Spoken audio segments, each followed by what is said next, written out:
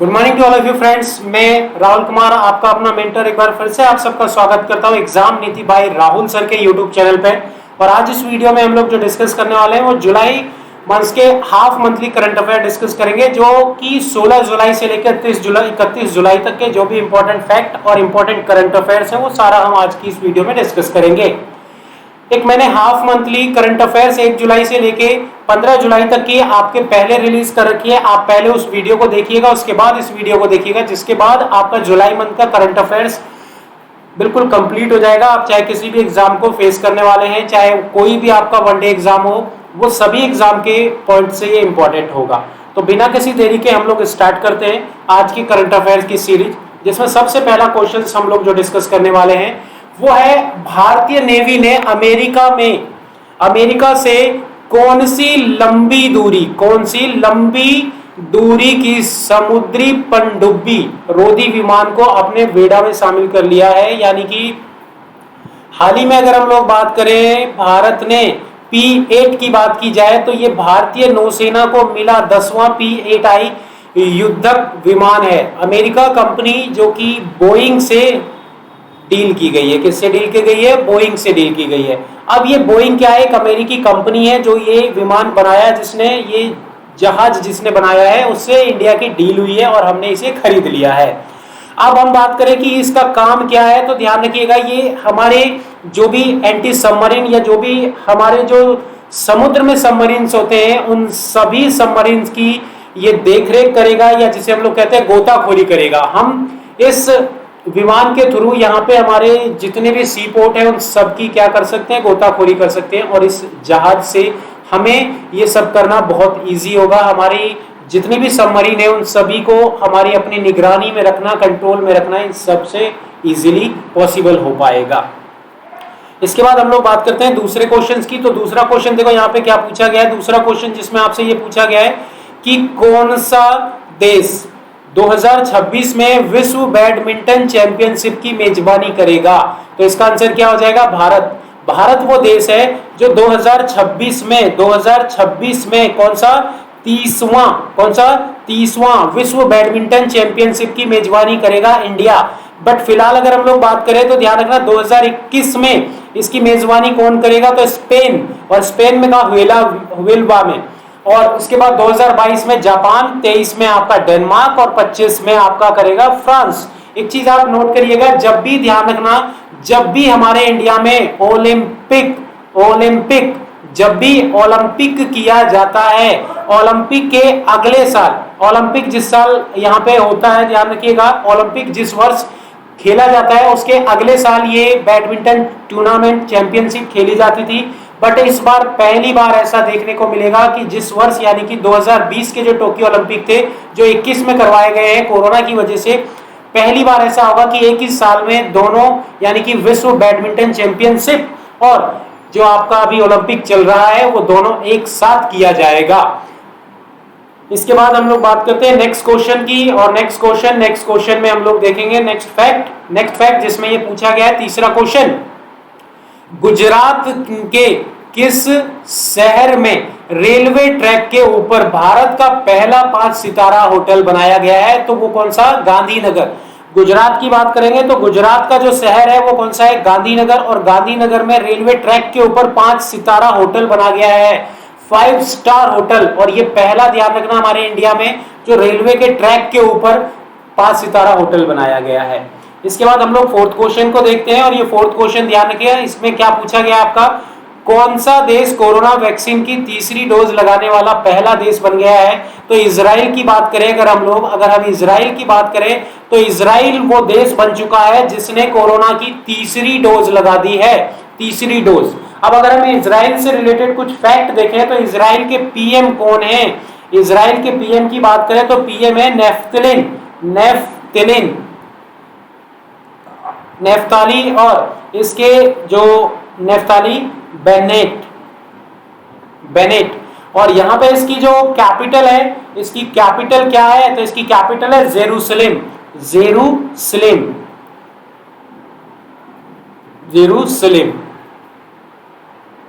और इसकी करेंसी क्या है? इसकी करेंसी तो इसकी करेंसी क्या है? Sickle, sickle. इसकी करेंसी क्या है? Israel sickle. तो आप याद रखिएगा, इजराइल से रिलेटेड जो भी अगर कोई करेंसी बने तो करेंसी क्या हो जाएगा? सीकल। और इसके पीएम कौन है? Naftali Bennett. और कैपिटल इसकी क्या है? तो जेरूसलेम।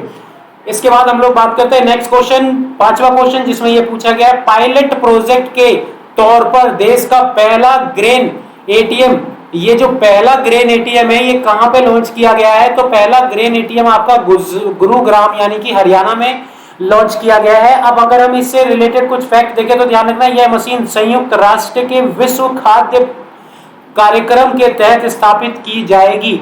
और अगर हम बात करें, इसे स्वचालित बहु वस्तु अनाज वितरण मशीन कहा जाता है।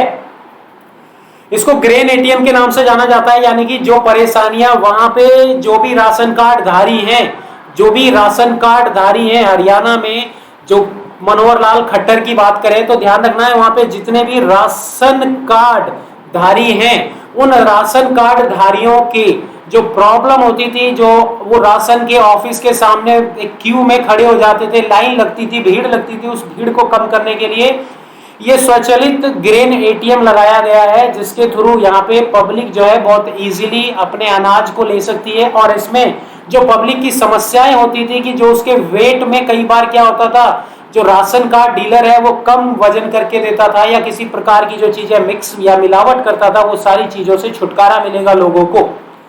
तो ये बहुत ही अच्छी पहल है और ये हमारे इंडिया में पहला ग्रेन एटीएम लगाया गया है। तो ये बहुत इंपॉर्टेंट है आपके एग्जाम के पॉइंट ऑफ व्यू से, तो इसे स्टार बना के लिख लीजिएगा। कहाँ पे? तो गुरुग्राम में पहला ग्रेन एटीएम ओपन किया गया है।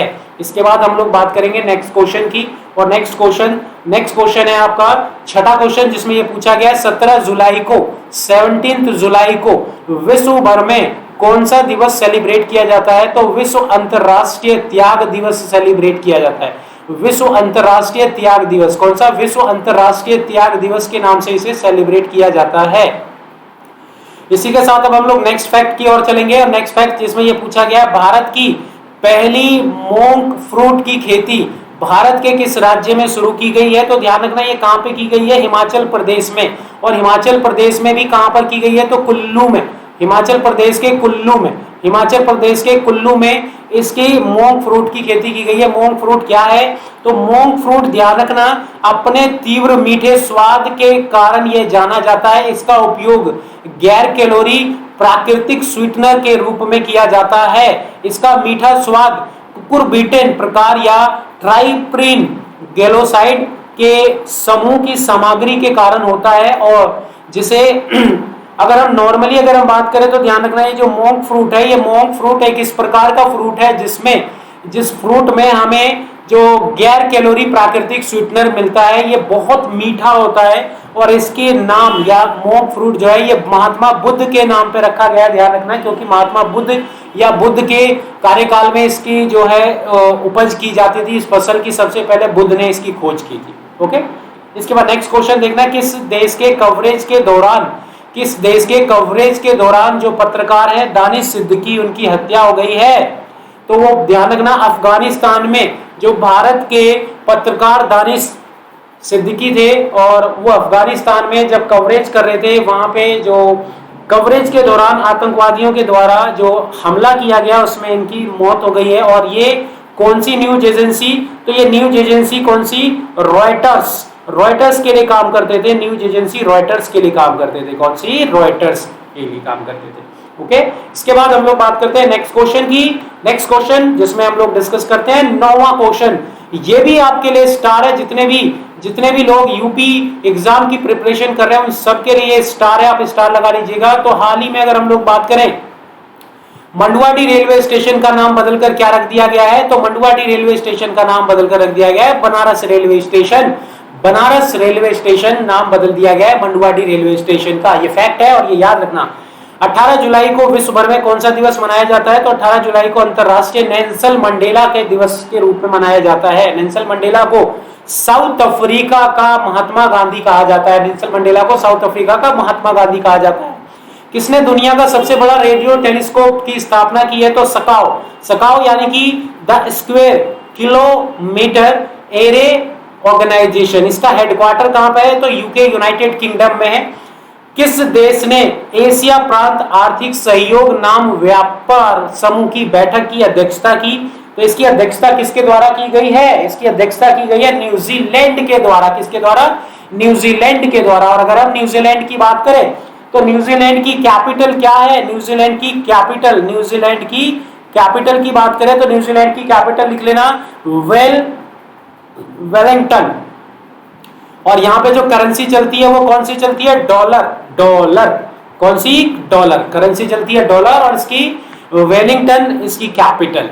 इसके बाद नेक्स्ट फैक्ट हम लोग देखते हैं। नेक्स्ट फैक्ट हमारे एग्जाम के ओरिएंटेड जो क्वेश्चन आपका क्वेश्चन नंबर है 13, जिसमें रोग नियंत्रण को और रोकथाम केंद्र के अनुसार, रोग नियंत्रण और रोकथाम केंद्र के अनुसार अभी हाल ही में एक नया वायरस जिसको मंकी पॉक्स के नाम से जाना जाता है, इसका पहला मामला कहां देखने को मिला है?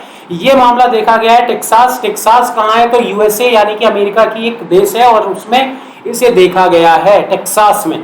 वैसे नॉर्मली ये जो है साउथ अफ्रीका के प्रांत में ये बीमारियां पाई जाती थी, बट यहाँ पे ये जो डेल्टा वायरस है उसके साथ साथ अब ये टेक्सास मंकी पॉक्स के भी 2 मरीज देखे गए हैं। इसके बाद 14 क्वेश्चन है जिसमें पूछा गया बशर असद कौन सी बार सीरिया के राष्ट्रपति बने हैं? तो बशर असद जो है वो 4थी बार सीरिया के राष्ट्रपति बन गए हैं, 4थी बार प्रेसिडेंट बने। 20 जुलाई को विश्व भर में कौन सा दिवस मनाया जाता है? विश्व शतरंज दिवस। 20 जुलाई को विश्व भर में विश्व शतरंज दिवस के रूप में सेलिब्रेट किया जाता है। किस राज्य सरकार ने मुख्यमंत्री किसान मित्र ऊर्जा योजना की शुरुआत की है? किसान मित्र ऊर्जा योजना की शुरुआत राजस्थान सरकार के द्वारा की गई है। राजस्थान सरकार के द्वारा की गई है। किसके द्वारा? तो राजस्थान गवर्नमेंट के द्वारा। भारत ने जयनगर और किस देश के क्रूथा के बीच हाल ही में ट्रेन का सफल परीक्षण किया है? तो नेपाल। किसके? नेपाल के बीच में। नेपाल के रिलेटेड अगर हम फैक्ट देखें तो नेपाल से रिलेटेड फैक्ट आपके एग्जाम में जो क्वेश्चन बन सकते हैं उसे हम लोग देखेंगे। नेपाल की बात की जाए तो नेपाल हमारे जो राज्य हैं, कितने राज्य हैं जिनको टच करता है? नेपाल की बात करें तो नेपाल हमारे इंडिया में कितने 5 राज्यों को टच करता है। वो 5 राज्य कौन कौन से हैं? पहला राज्य जिसे हम लोग बोलते हैं यूके यानी उत्तराखंड, दूसरा राज्य जिसे हम लोग बोलते हैं यूपी, तीसरा राज्य जिसे हम लोग बोलते हैं वेस्ट बंगाल, चौथा राज्य अगर हम लोग बात करें बिहार, पांचवा राज्य अगर हम लोग बात करें तो सिक्किम। तो ये वो राज्य हैं यूके, यूपी, वेस्ट बंगाल, बिहार और आपका सिक्किम। तो ये वो राज्य हैं जो की टच करते हैं, जो बाउंड्री लाइन शेयर करते हैं नेपाल के साथ, नेपाल के साथ। इसके बाद हम लोग नेक्स्ट क्वेश्चन देखेंगे। नेक्स्ट क्वेश्चन जो आपके एग्जाम के ओरिएंटेड है, जिसमें भारत की बात करें तो भारत जो है 608.99 अरब डॉलर के साथ 608.99 अरब डॉलर के साथ विदेश मुद्रा भंडारण करने वाला भारत विश्व का कौन सा देश बन गया है? तो 5वां देश बन गया है। इसके अलावा चीन पहला, दूसरा जापान, तीसरा स्विट्जरलैंड, चौथा रूस और 5वां जो देश बना है वो हमारा भारत बना है। भारत विश्व डॉलर की बात करें तो डॉलर मुद्रा के स्टोरेज में भारत जो है वो 5वां सबसे बड़ा देश बन चुका है। किस देश ने विश्व की सबसे उन्नत मिसाइल रोधी प्रणाली S-500 का सफल परीक्षण किया है? तो रूस के द्वारा। किसके द्वारा? रूस के द्वारा। रूस का कहना है कि S-500 जिसका अभी का अधिकतम फायरिंग रेंज कितना है? 600 किलोमीटर की उम्मीद है, दुनिया में सबसे उन्नत मिसाइल रोधी है और अंतरिक्ष से जो भी हमले किए जाएंगे उस हमले को रोकने में यह सक्षम होगा। पेड्रो यानी कि पेड्रो कैस्टिलो ने किस देश के नए राष्ट्रपति पद के लिए चुना गया है? पेड्रो कैस्टिलो की बात करें, पेड्रो कैस्टिलो की बात करें तो ये कौन से देश के लिए? पेरू के लिए। पेरू के लिए इनको नया राष्ट्रपति चुन लिया गया है। पेरू से रिलेटेड अगर हम कुछ फैक्ट देखें तो पेरू की बात करें तो पेरू ध्यान रखने का, ये आपका साउथ अमेरिका का एक देश है। साउथ अमेरिका का एक ये देश है। इसकी कैपिटल क्या है? इसकी कैपिटल क्या है? तो इसकी कैपिटल है लीमा। लीमा इसकी कैपिटल क्या है? लीमा। और अगर हम लोग बात करें यहाँ पे इसकी जो करेंसी है, इसकी करेंसी क्या है? करेंसी है इसकी सोल। इसकी करेंसी है सोल। इसकी कैपिटल क्या है? तो कैपिटल है लीमा। इसके बाद हम लोग नेक्स्ट फैक्ट देखते हैं, नेक्स्ट क्वेश्चन देखते हैं। नेक्स्ट क्वेश्चन जिसमें सरकार द्वारा किस शहर में इंडियन इंस्टीट्यूट ऑफ हेरिटेज की स्थापना करने की घोषणा की गई है? तो उत्तर प्रदेश के नोएडा में, उत्तर प्रदेश के नोएडा में इसकी घोषणा की गई है। और यहाँ पे क्या बनाया जाएगा? तो इंडियन इंस्टीट्यूट ऑफ हेरिटेज की स्थापना की जाएगी। कहां पर? नोएडा में। नोएडा के सीएम कौन है?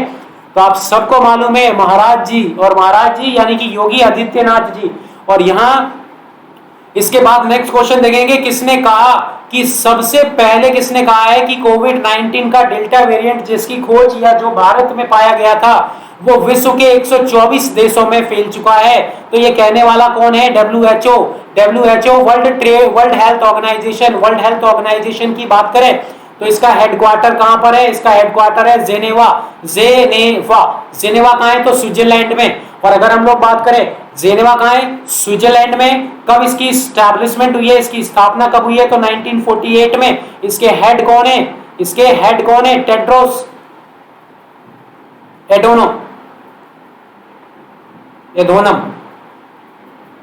टेड्रोस एडोनम इसके हेड है।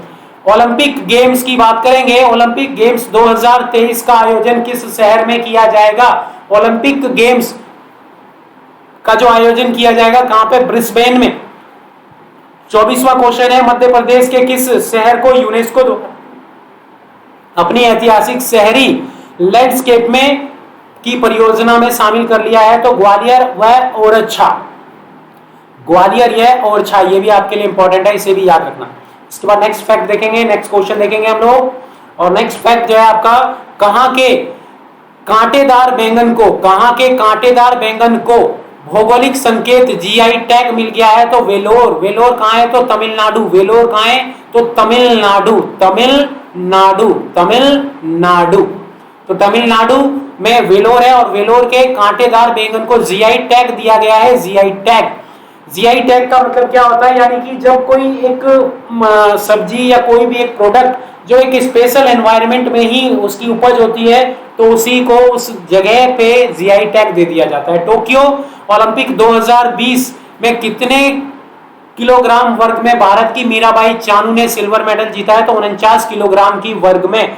और ये पहली महिला बन गई हैं जो सिल्वर मेडल जीती हैं। इसके अलावा अगर हम बात करें पहली कौन है, तो पहले ध्यान रखना, अगर हम लोग बात करें ये पहली महिला बन गई हैं जो क्या जीती है? Silver medal. किसमें? रेसलिंग में। 26 जुलाई को क्या मनाया जाता है? तो कारगिल विजय दिवस कब मनाया जाता है पूरे भारत देश में? तो कारगिल विजय दिवस कब मनाया जाता है? 26 जुलाई को प्रतिवर्ष। अंतरराष्ट्रीय ऊर्जा एजेंसी यानी कि रिन्यूएबल इंटीग्रेशन इन इंडिया की रिपोर्ट जो लॉन्च की है वो किसके द्वारा रिपोर्ट लॉन्च की गई है? नीति आयोग के द्वारा। किसके द्वारा? नीति आयोग के द्वारा। नीति आयोग के चेयरमैन कौन है? नीति आयोग के चेयरमैन कौन होते हैं? तो जो भी हमारे देश के पीएम है अभी कौन है? नरेंद्र मोदी। इसके वाइस चेयरमैन कौन है? वाइस चेयरमैन कौन है? तो वाइस चेयरमैन है राजीव कुमार। और इसके सीईओ कौन है? तो इसके सीईओ कौन है? अमिताभ कांत इसके सीईओ हैं, अमिताभ कांत। इसके बाद नेक्स्ट क्वेश्चन देखते हैं हम लोग। किस देश ने अपना खुद का सोशल मीडिया प्लेटफॉर्म लॉन्च किया है और उस सोशल मीडिया प्लेटफॉर्म का नाम क्या रखा है? जोगाजोग। ये खुद का सोशल मीडिया बनाया है किस देश ने? तो बांग्लादेश ने। बांग्लादेश की राजधानी क्या है? तो ढाका। बांग्लादेश में करेंसी कौन सी चलती है? तो टाका। किस देश ने विश्व का पहला परमाणु रिएक्टर एक्टिवेट कर दिया है? तो चीन की बात करेंगे हम लोग। चीन वो देश है जिसने पहला परमाणु रिएक्टर एक्टिवेट कर दिया है, चीन ने। ठीक है। 27 जुलाई को पूरे भारत में किसका स्थापना दिवस मनाया जाता है? तो केंद्रीय रिजर्व यानी कि central reserve police force CRPF का स्थापना दिवस मनाया जाता है 27 जुलाई को। भारत के किस राज्य में स्थित रुद्रेश्वर मंदिर यूनेस्को की विश्व विरासत सूची में शामिल कर लिया गया है? तो ये कहां पर है? तेलंगाना में रुद्रेश्वर मंदिर यूनेस्को की विश्व विरासत सूची में शामिल कर लिया गया है, तेलंगाना। जिसकी कैपिटल क्या है? हैदराबाद। इसके बाद नेक्स्ट हम लोग देखते हैं 33 क्वेश्चन। उत्तर प्रदेश सरकार ने अपनी सरकार की फीडबैक के लिए कौन सा पोर्टल लॉन्च किया है? माई गवर्नमेंट यानी मेरी सरकार बहुत ही अच्छी पहल है योगी सरकार के द्वारा। इन्होंने एक पोर्टल लॉन्च किया है जिसमें वहां पे यूपी की जो पब्लिक है वो क्या दे सकती है? अपना फीडबैक दे सकती है कि जो मौजूदा सरकार है और मौजूदा सरकार को कितने प्रतिशत मिले हैं? 46%, जो कि वहां की सभी प्रॉपर्टी सभी पार्टीज में बहुमत मिला है, इसे 46% यहाँ पे शामिल किया गया है। उसके बाद 34th क्वेश्चन की बात करते हैं। 34th question, IMF international monetary fund, इसमें जो 2022 में भारत की जीडीपी है उसका अनुमान इसने कितना लगाया है? 9.5%। भारत की जो 2022 में जीडीपी दर या जीडीपी विकास दर रहने वाली है वो कितनी? 9.5%। आईएमएफ की बात करें तो आईएमएफ क्या है? इंटरनेशनल मॉनेटरी फंड, जो शॉर्ट टर्म के लोन प्रोवाइड करता है। इसका हेडक्वार्टर कहाँ है? इसका हेडक्वार्टर है वॉशिंगटन डीसी। वॉशिंगटन डीसी कहां पर? Washington DC. Washington DC, Washington DC, district of Columbia. और अगर हम लोग बात करें तो क्रिस्टेलिना जियोर्जीवे, इसकी कौन है? जनरल डायरेक्टर है, सेक्रेटरी जनरल है, हेड है इसकी। और अगर हम इसके एस्टैब्लिशमेंट की बात करें तो इसकी स्थापना कब हुई है? 1945 में, 1945 में ग्रेट ब्रिटेन वुड कॉन्फ्रेंस के थ्रू वर्ल्ड बैंक और आईएमएफ की स्थापना की गई है। इसमें मेंबर ऑफ कंट्री कितने हैं? 190। ओके, 28 क्वेश्चन हम लोग 35 क्वेश्चन देखेंगे। 28 जुलाई को विश्व भर में कौन सा दिवस मनाया जाता है? विश्व प्राकृतिक संरक्षण दिवस। विश्व प्राकृतिक संरक्षण दिवस, हमारी प्रकृति को कैसे बचाया जाए इसके लिए ये कदम, ये दिन मनाया जाता है। इसीलिए इसे हम हर वर्ष 28 जुलाई को सेलिब्रेट करते हैं।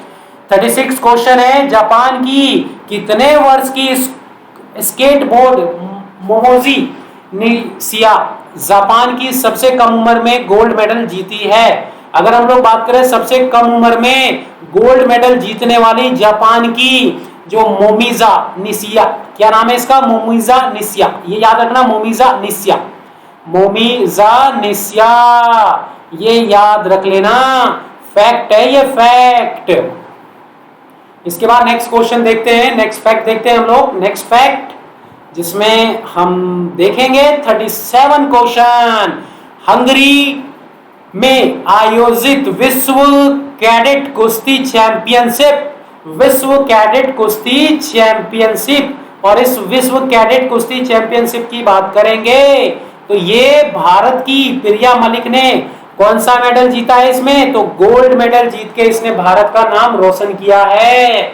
जिसका नाम क्या है? प्रिया मलिक। 29 जुलाई को क्या सेलिब्रेट किया जाता है? अंतर्राष्ट्रीय बाघ दिवस। अंतर्राष्ट्रीय बाघ दिवस। राज्यपाल थवरचंद गहलोत ने बसवराज बोमई को किस राज्य के नए मुख्यमंत्री की शपथ दिलवाई है? तो वो राज्य कौन सा है? कर्नाटक की राजधानी क्या है? बेंगलुरु। और यहाँ के राज्यपाल थवरचंद गहलोत। किस राज्य में पहला खेल विश्वविद्यालय स्थापित करने की बात की गई है?